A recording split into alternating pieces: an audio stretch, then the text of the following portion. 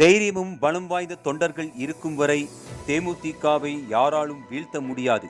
ஒரே நாளில் தமிழகத்தில் 70 லட்சம் மக்களுக்கு உணவளித்த ஒரே கட்சி தேமுதிக என சேலம் கோரிமேடு பகுதியில் நடைபெற்ற பொதுக்கூட்டத்தில் மாநகர மாவட்ட செயலாளர் ராதாகிருஷ்ணன் பெருமிதம்.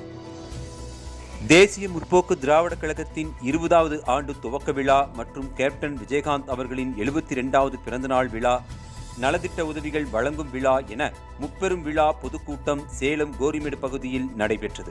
அஸ்தம்பட்டி பகுதி செயலாளர் ராஜா தலைமையில் நடைபெற்ற இந்த பொதுக்கூட்டத்தில் கழக அவைத்தலைவர் சந்திரன், பகுதி கழக பொருளாளர் அசோக்குமார் முன்னிலை வகித்தனர்.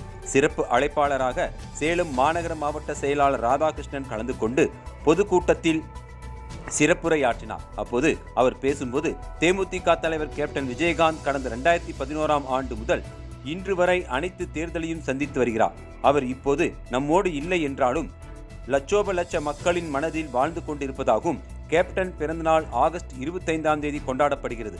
கடந்த 25ஆம் தேதி கேப்டன் பிறந்தநாளை முன்னிட்டு இதுவரை கண்டிராத வகையில் தமிழகம் முழுவதும் கேப்டன் பிறந்தநாளுக்காக 70 லட்சம் மக்களுக்கு அன்னதானம் வழங்கப்பட்டுள்ள ஒரே கட்சி தேமுதிக மட்டுமே. இயன்றதை செய்வோம், இல்லாதவர்க்கே என்ற தாரக மந்திரத்தோடு கேப்டனின் கொள்கையில் பின்பற்றி வரும் தொண்டர்கள் யாரிடமும் கையேந்தி நிற்காமல் சொந்த பணத்தில் மக்களுக்காக பல்வேறு நலத்திட்ட உதவிகளை செய்து வரும் ஒரே கட்சி தேமுதிக என்றும், தேமுதிக வீழ்ச்சி அடையவில்லை. தைரியம் பலத்த தொண்டர்கள் இருக்கும் வரை யாராலும் தேமுதிகவை வீழ்த்த முடியாது. மக்களை தேடி உதவி செய்யும் கேப்டன் விஜயகாந்த் அவர்களின் தொண்டர்கள் பசி என்று வருவோருக்கு இல்லை என்று சொல்லாமல் உணவளிக்கும் ஒரே கட்சி தொண்டர் தேமுதிக மட்டுமே. தற்போது ஆட்சி நடத்தி வரும் திமுக முதல்வர் ஸ்டாலின் உள்ளிட்ட குடும்பத்தினர் லஞ்சம் ஊழலில் சம்பாதித்து கொள்ளையடித்துக் கொண்டுள்ளனர். வெளிநாட்டில் சென்று திமுக தலைவர் மு.க. ஸ்டாலின் கொள்ளையடித்த பணத்தை அங்கு கொண்டு போய் சேர்க்கிறார். தமிழகத்தில் சட்டம் ஒழுங்கு சீர்கெட்டு உள்ளது. கஞ்சா மாநிலமாக தமிழகம் மாறி உள்ளது. எங்கு பார்த்தாலும் கொலை, கொள்ளை, இப்படி ஒரு அவலநிலை தற்போது இருக்கும் ஆட்சியில் நடைபெற்று வருகிறது. அரசு பொருட்களையே பாதுகாக்க முடியாத ஒரு அரசாக திமுக அரசு செயல்பட்டு வருகிறது.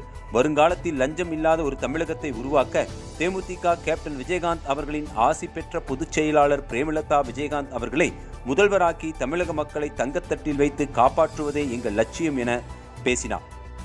தொடர்ந்து தையல் மிஷின், சலவை பெட்டி உள்ளிட்ட 300 பேருக்கு வேஷ்டி சேலை என நலத்திட்ட உதவிகள் வழங்கப்பட்டது.